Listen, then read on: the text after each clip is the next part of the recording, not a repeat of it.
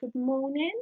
It is Good Friday 2021 and we're getting ready for our Easter weekend. I hope you're okay. I just thought I'd just do a quick video, a quick update on what is happening with my trilogy Legacy of Love.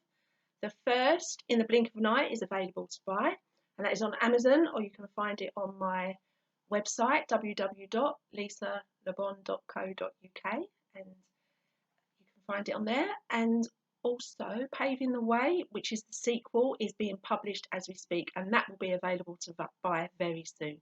So I'm very excited about that. And the third in the series, Freedom in Chains, I am writing at the minute. I'm going to spend this weekend doing as much writing as I can. I'm finding it quite difficult to write this book, but it's touching on a lot of deep heart things for me, but it's going to be okay, and I am determined to get it written. So I'll get that done as soon as I can. So I just thought I'd just give a quick update and also read some of my debut novel, In the Blink of an Eye. For anybody who hasn't read my story, I thought you might be interested just to listen just to a couple of pages. Okay, so here we go. Okay. Panos saw the drunken three walk in. He felt so relieved. At last his Danielle was back in his sight again. The 4 hours they had been gone had felt like 6. All the time she was away, he kept thinking about her and what she was doing. She was at the forefront of his mind all evening, and now she was back, he could relax. He put a smile back on his anxious face. They walked over to the bar, and Mick ordered their drinks. Panos inquired about their evening, and Mick told them about their encounter with Stuart. Danielle, you will be going to see Stuart tomorrow, then? Panos said, turning to face her.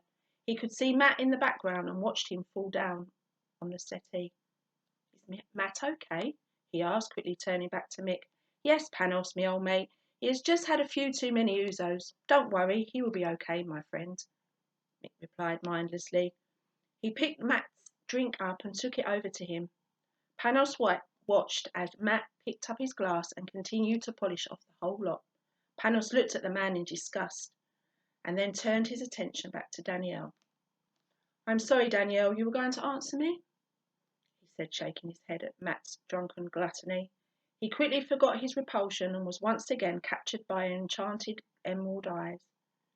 She answered him and told him about the conversation with Stuart. In the background, Yanni picked up the phone that was ringing. Everyone around was caught up in their own conversations, totally unaware of Yanni's phone call. Panos listened carefully to what Danielle had to say, but was disturbed by one of the guests waiting at the bar. He assured her that they would get plenty of time to themselves very soon and continued to serve his customer. She picked up her drink and sat down next to Mick. Mick soon gave up on talking to Matt, who had passed out on the sofa, and was relieved to have Danielle to talk to. Panos noticed Yanni was a long time on the phone. He looked over to his brother and could see the distress in his face.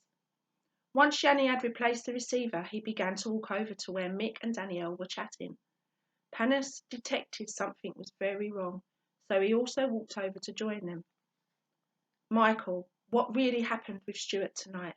Yanni asked with a severe look on his face. His question stopped Mick in mid-sentence, and he and Danielle looked at each other confused. What do you mean, Yanni? Asked Mick half-heartedly. Panos was also intrigued by his brother's question. I have just had the police sergeant on the phone. He informed me that Stuart was there at the police station and afraid for his life. Silence fell as they continued. Stuart said he saw you all in the high street, and you, Danielle, came up to him and said you knew where he was staying and you would send Michael and Mick round in the morning to kill him. What's going on? His ruthless words hit them like a sledgehammer. The police are taking this accusation very seriously, Michael. He is refusing to leave the building. Why does he keep referring to me? It was Danielle who went up to him, thought Mick. Danielle very slowly went through every moment of the reunion at the restaurant. She kept looking over to Panos, insisting that she was telling the truth. Mick tried his hardest to think if there was anything he had said to Stuart before he left, which could have been taken the wrong way, but could not think of anything. Panos turned and said goodnight to the last of the guests and was relieved to know they were now alone in the bar. All Mick could say in his defence was that it wasn't true and they would have to take his word for it. He felt totally helpless. Michael, the police wanted to come and arrest you all now. I managed to delay them, but only for an hour or so, continued Yanni, looking him in the eye. Mick felt physically sick. He did not want to eat prison food, and he wouldn't be able to get a beer or a vodka. His imagination went into overdrive as the prospect of being arrested became apparent to him. He shook Matt for some support, but had no joy, as he was still unconscious. Mick realised he felt completely sober. I want to go and see him, Panos. This is ridiculous. We have done nothing wrong. I need to sort this mess out. Please get me a taxi. We cannot get arrested, said Danielle, beginning to feel really scared. It is okay, Danielle. I will drive you down in my father's car. You cannot go down there alone, Panos interrupted. He glanced over to his brother, and Yanni nodded his approval. I will meet you at the front, okay, Danielle? Panos wanted to see what Stuart had to say for himself. If this got out, it could be very bad for business. At least he would be alone with Danielle. This wasn't exactly how he had planned it. Stuart had once again ruined his night with her. Panos had said something to Yanni and walked out of the room. Yanni responded by nodding and went to make himself a strong black coffee. This could turn into a long night, he thought. Michael, would you like a cup of coffee? Asked Yanni, holding up a small china cup. Are you crazy, Yanni? I will have a large vodka and orange. When the police come to take me away for attempted murder, I want to be completely wasted, answered Mick, putting his hands on his head.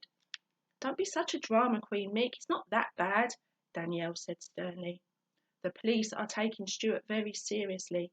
If they think he is telling the truth, you could all be in a lot of trouble, Yanni said, sipping his coffee. You are not helping, Yanni, she thought. Okay.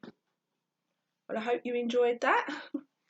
And I will speak to you soon, and hope you have a good weekend. And thank you for listening. If you've got this far in the video, thank you very much. Take care. Bye.